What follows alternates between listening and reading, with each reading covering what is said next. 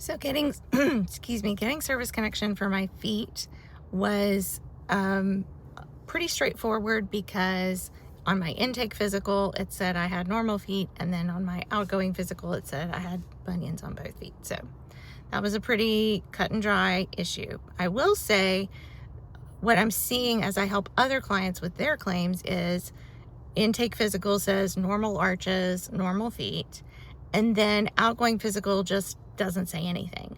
So when they go for exams, the examiner will say, yeah, their feet, they have flat feet now, or they have whatever issues now, but they didn't complain about it in service.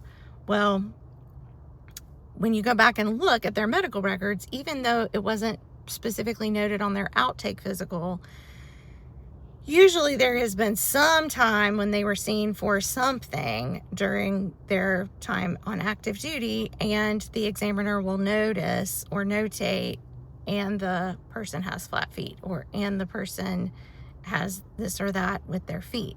And oftentimes, the handwriting is just absolutely terrible. So it's perfectly understandable that somebody would have missed that.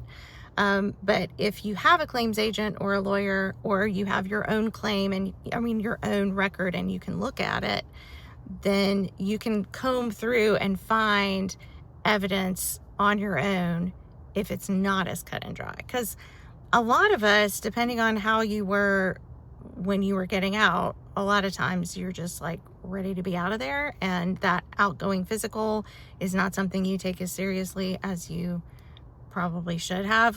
There's a lot that we've learned now since getting out that we didn't know when we were in.